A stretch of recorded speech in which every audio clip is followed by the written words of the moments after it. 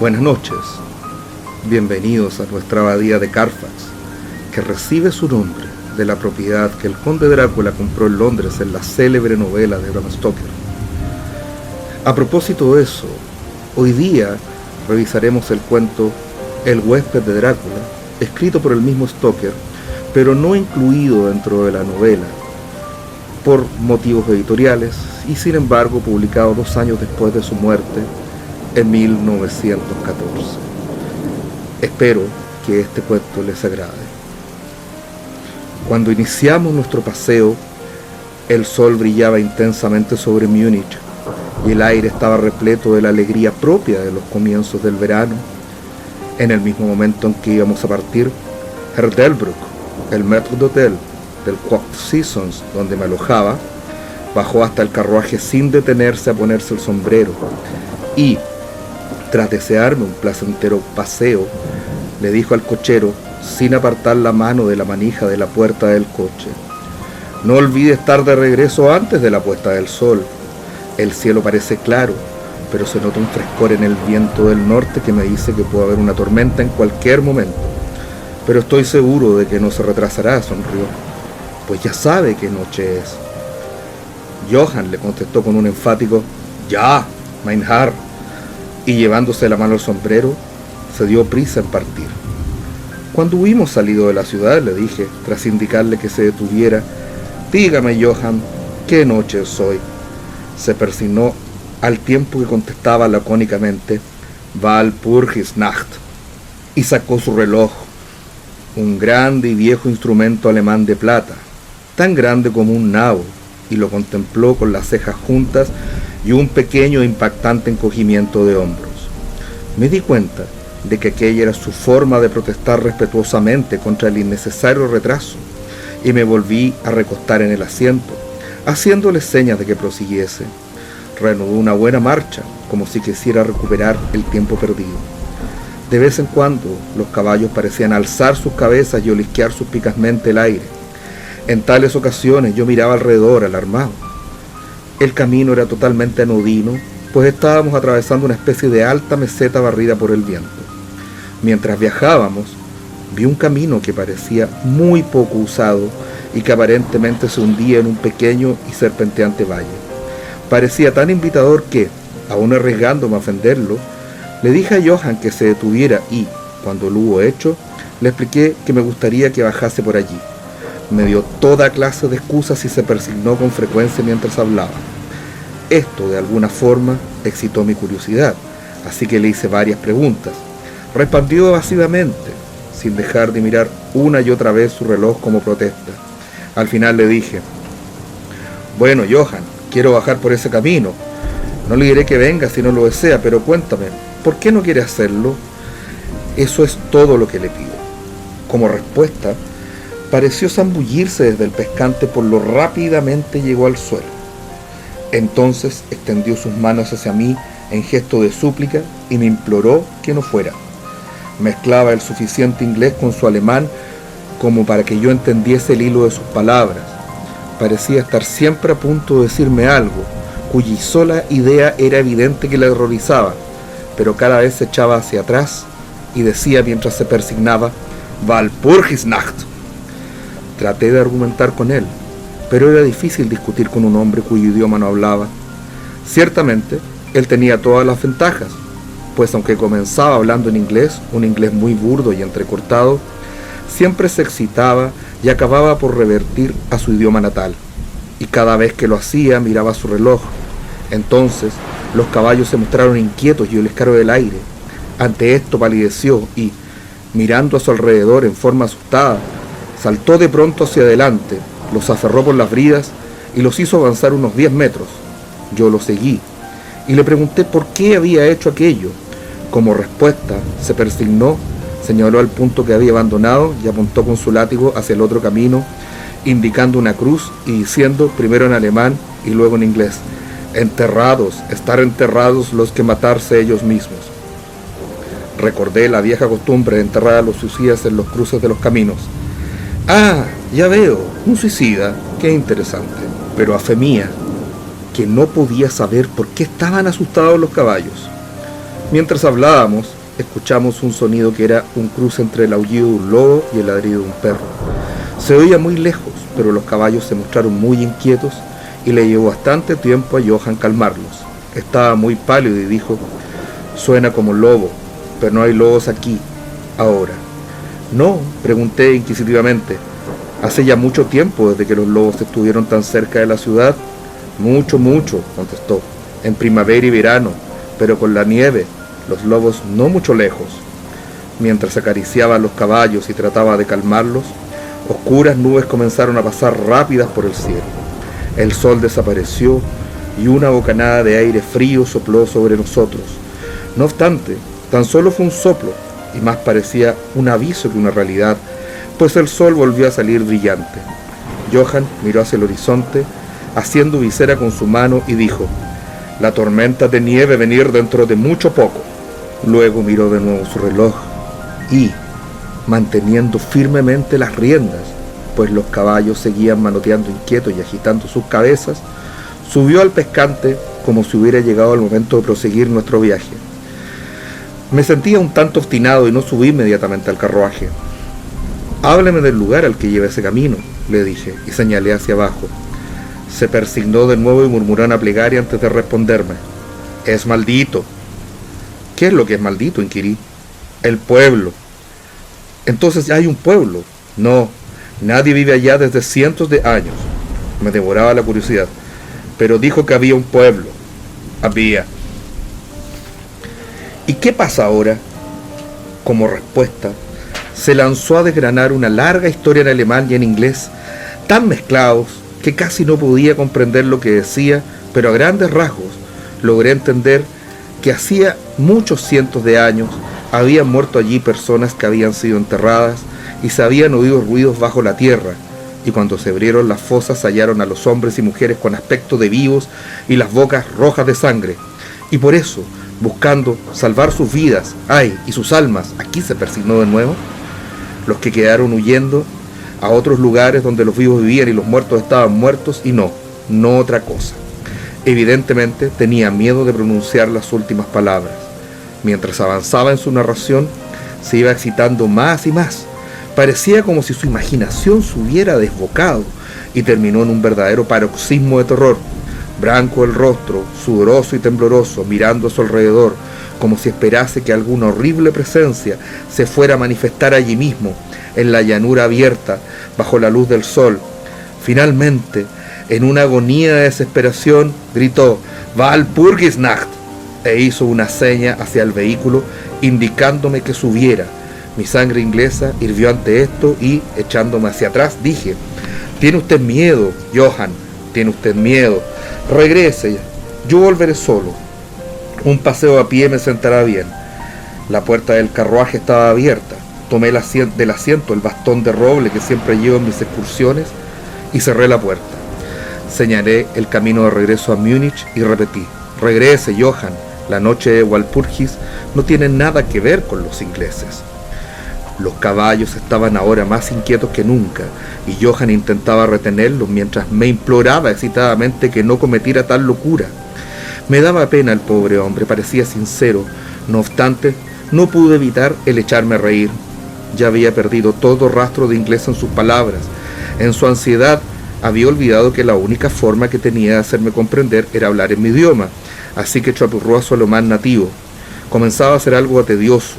Tras señalar la dirección, exclamé: «Regrese», y me di vuelta para bajar por el camino lateral hacia el valle. Con un gesto de desesperación, Johann volvió sus caballos hacia Múnich. Me apoyé sobre mi bastón y lo contemplé alejarse. Marchó lentamente por un momento. Luego, sobre la cima de una colina, apareció un hombre alto y delgado. No podía verlo muy bien a aquella distancia. Cuando se acercó a los caballos, estos comenzaron a encabritarse y a patear, y luego relincharon aterrorizados y echaron a correr locamente. Los contemplé perderse de vista y luego busqué al extraño, pero me di cuenta de que también él había desaparecido. Me volví con ánimo tranquilo hacia el camino lateral que bajaba hacia el profundo valle que tanto había preocupado a Johann. Por lo que podía ver, no había ni la más mínima razón para esta preocupación, y diría que caminé durante un par de horas sin pensar en el tiempo ni en la distancia y, ciertamente, sin ver ni persona ni casa alguna. En lo que a aquel lugar se refería, era una verdadera desolación. Pero no me di cuenta de esta particularidad hasta que, al dar vuelta a un recodo del camino, llegué hasta un disperso lindero de un bosque.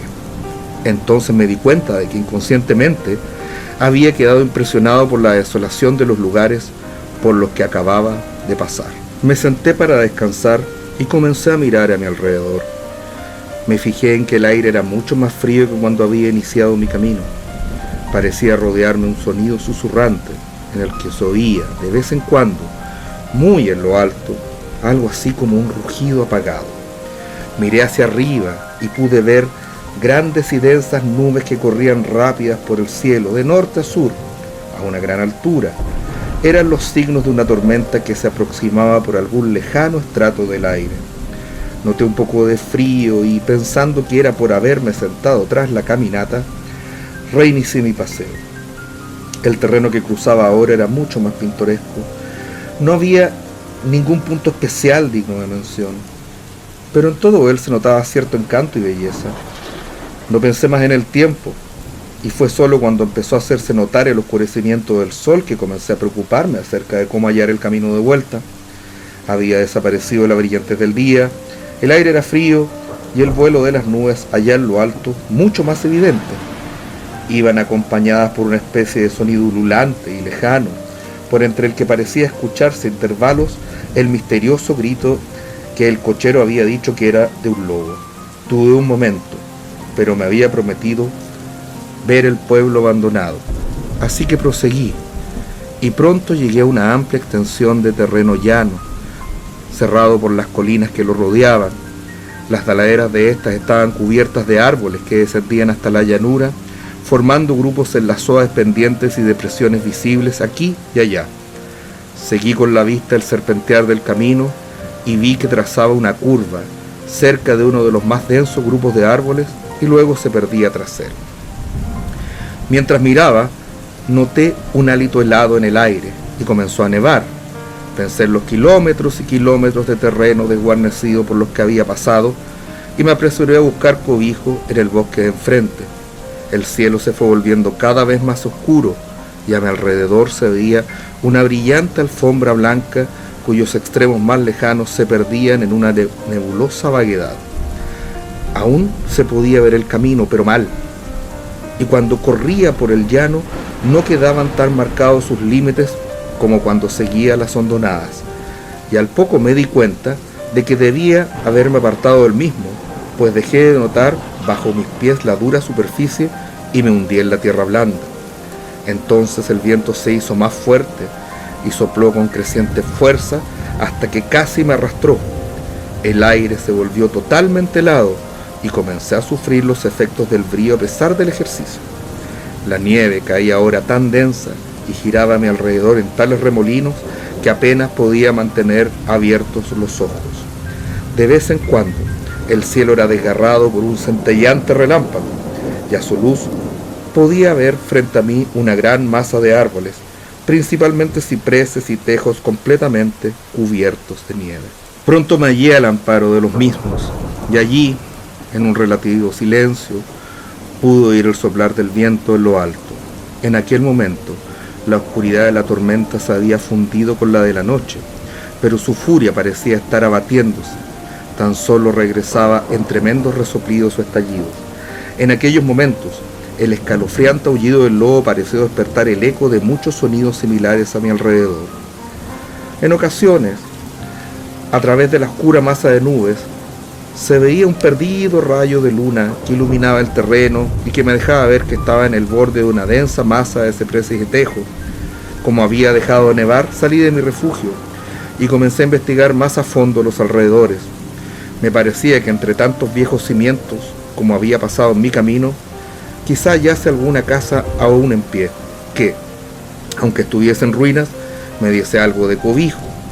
Mientras rodeaba el perímetro del bosquecillo, me di cuenta de que una pared baja lo cercaba y siguiéndola hallé una abertura. Allí, los cipreses formaban un camino que llevaba hasta la cuadrada masa de algún tipo de edificio. No obstante, En el mismo momento en que la divisé, las errantes nubes oscurecieron la luna y atravesé el sendero en tinieblas. El viento debió de hacerse más frío, pues noté que me estremecía mientras caminaba, pero tenía esperanzas de hallar un refugio, así que proseguí mi camino a ciegas. Me detuve, pues se produjo un repentino silencio. La tormenta había pasado y, quizá en simpatía con el silencio de la naturaleza, mi corazón pareció dejar de latir. Pero eso fue tan solo momentáneo, pues repentinamente la luz de la luna se abrió paso entre las nubes, mostrándome que me hallaba en un cementerio y que el objeto cuadrado situado frente a mí era una enorme tumba de mármol, tan blanca como la nieve que lo cubría todo. Con la luz de la luna llegó un tremendo suspiro de la tormenta, que pareció reanudar su carrera con un largo y grave aullido, como el de muchos perros o lobos.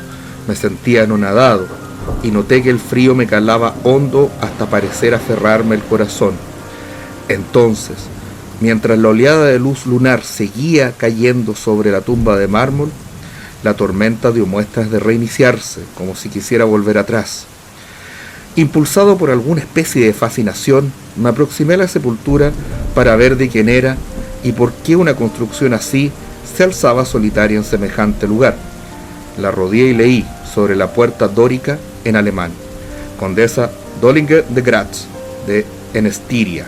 Buscó y halló la muerte en 1801.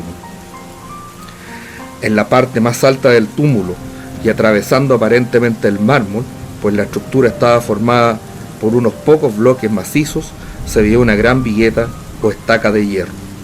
Me dirigí hacia la parte de atrás y leí, esculpida con grandes letras cilíricas: los muertos viajan deprisa. Había algo tan extraño y fuera de lo usual en todo aquello que me hizo sentir mal y casi desfallecí. Por primera vez empecé a desear haber seguido el consejo de Johann, y en aquel momento me invadió un pensamiento que, en medio de aquellas misteriosas circunstancias, me produjo un terrible estremecimiento. Era la noche de Walpurgis. La noche de Walpurgis en la que, según las creencias de millones de personas, el diablo andaba suelto, en la que se abrían las tumbas y los muertos salían a pasear, en la que todas las cosas maléficas de la tierra, el mar y el aire, celebraban su reunión, y estaba en el preciso lugar que el cochero había rehuido. Aquel era el pueblo abandonado hacía siglos.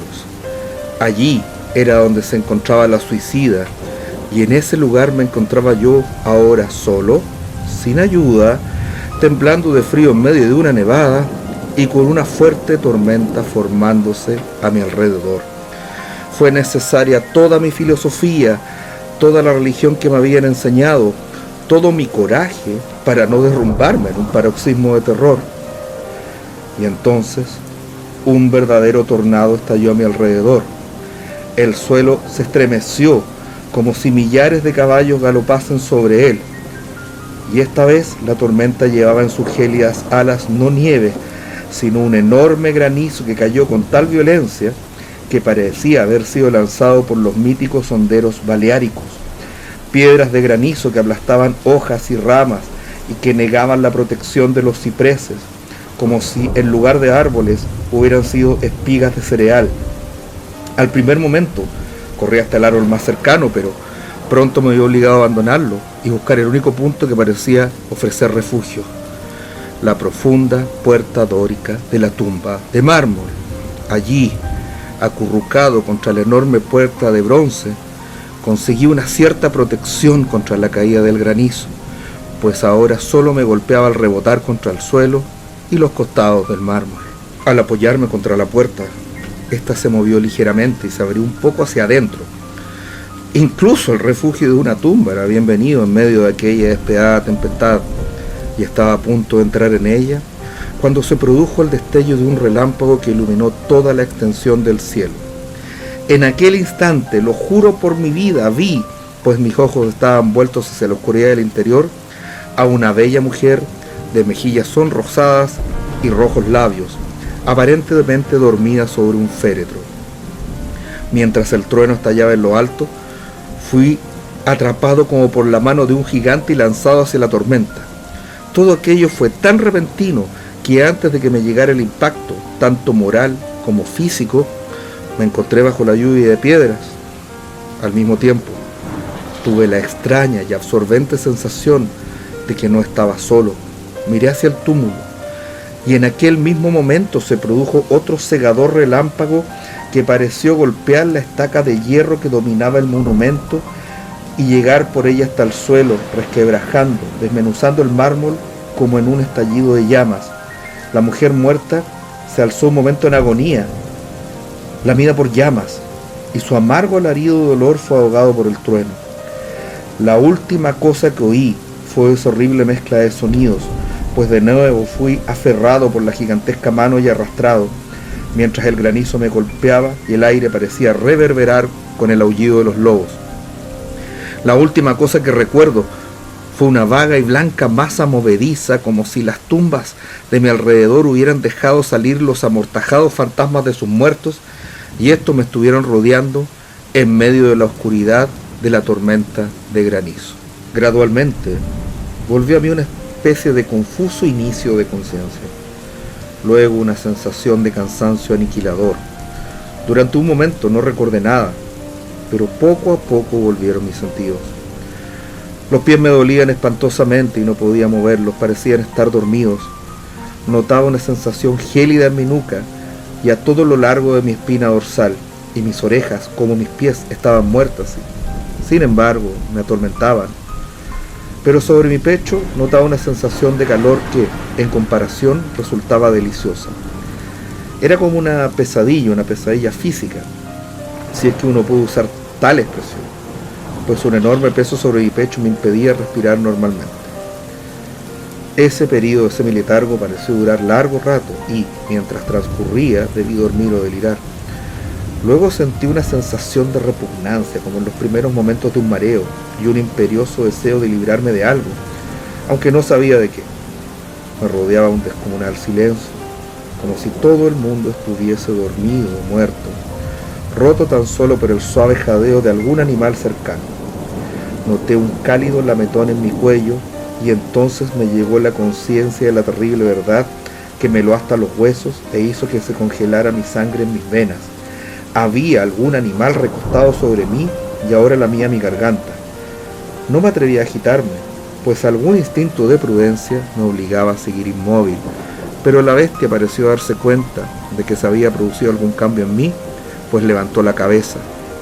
Por entre mis pestañas vi sobre mí los grandes ojos llameantes de un gigantesco lobo. Sus aguzados caninos brillaban en la abierta boca roja y pude notar su acre respiración sobre mi boca.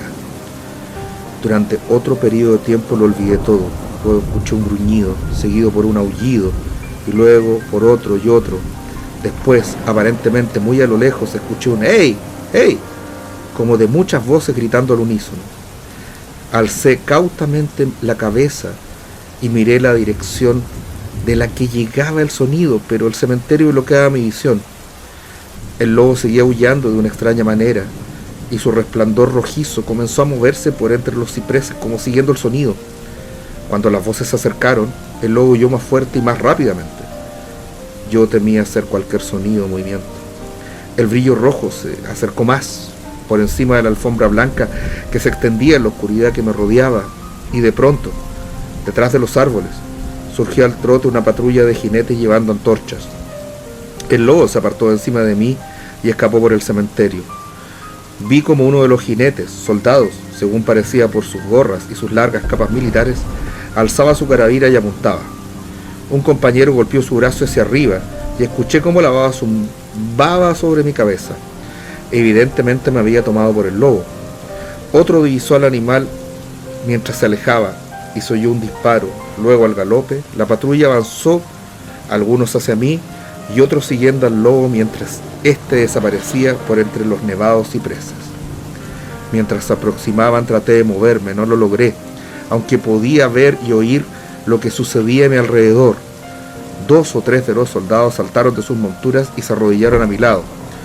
Uno de ellos alzó mi cabeza y colocó su mano sobre mi corazón. «Buenas noticias, camaradas», gritó. «Su corazón todavía late». Entonces vertieron algo de brandy entre mis labios, me dio vigor y fui capaz de abrir del todo los ojos y mirar a mi alrededor. Por entre los árboles se movían luces y sombras, y oí como los hombres se llamaban los unos a los otros. Se agruparon, lanzando asustadas exclamaciones, y las luces centellaron cuando los otros entraron amontonados en el cementerio como posesos. Cuando los primeros llegaron hasta nosotros, los que me rodeaban preguntaron ansiosos: ¿lo hallaron? La respuesta fue apresurada: no, pero vámonos, pronto.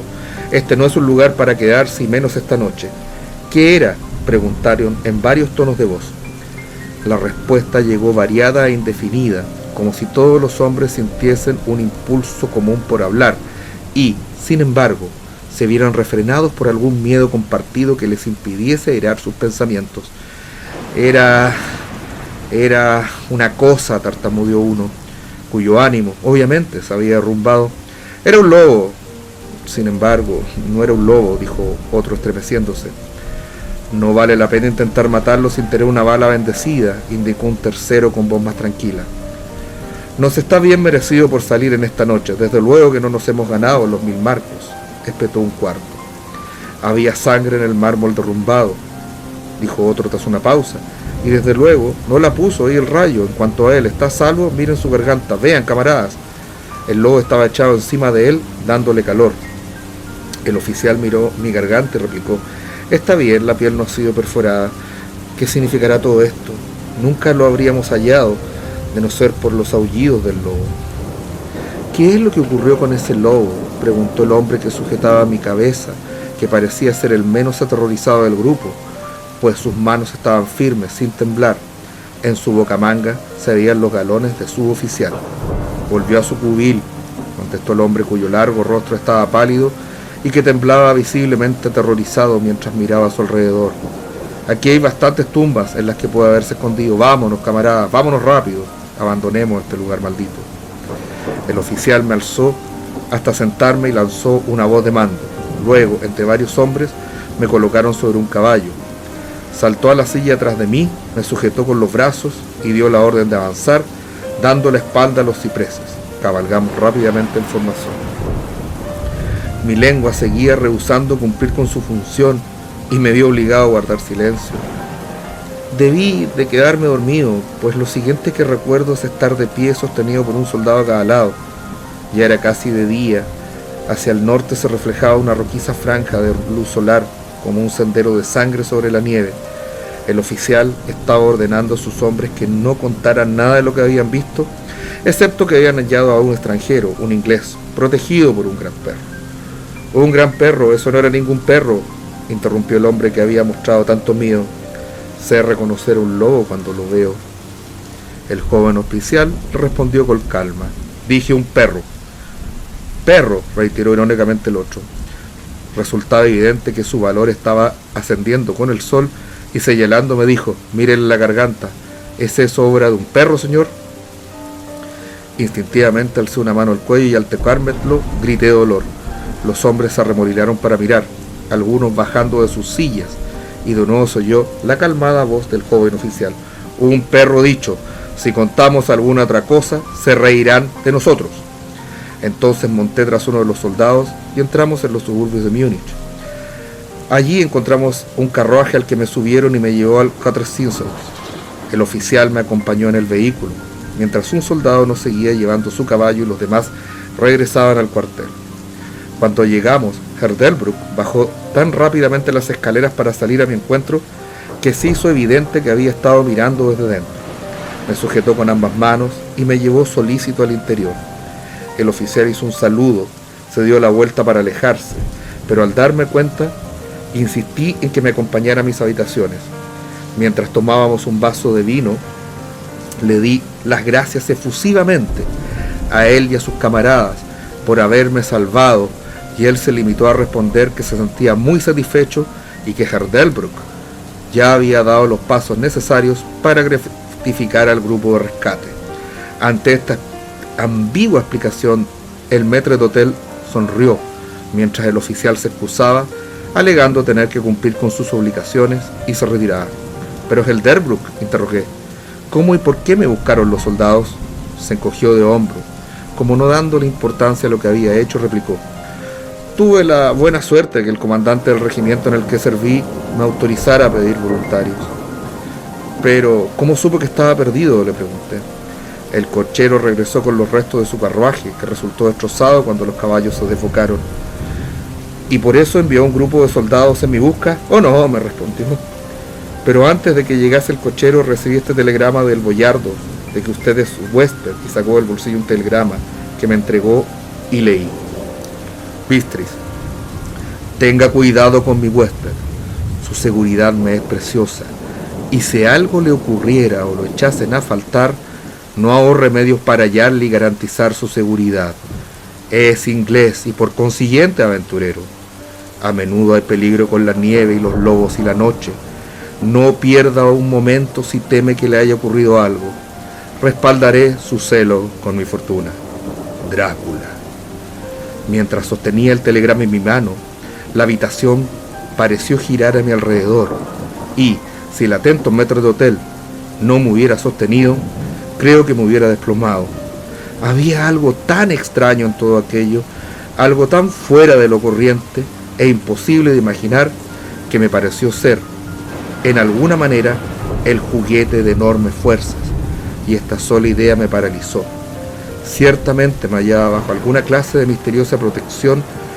Desde un lejano país había llegado, justo a tiempo, un mensaje que me había arrancado del peligro de la congelación y de las mandíbulas del lobo.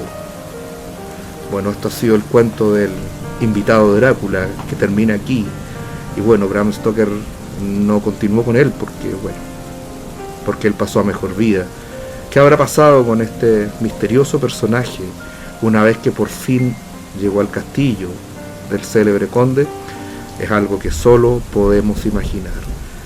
Agradezco que hayan estado conmigo compartiendo esta historia y nos estamos viendo a la próxima con otro relato misterioso o escalofriante o las dos cosas. Que tengan muy buenas noches.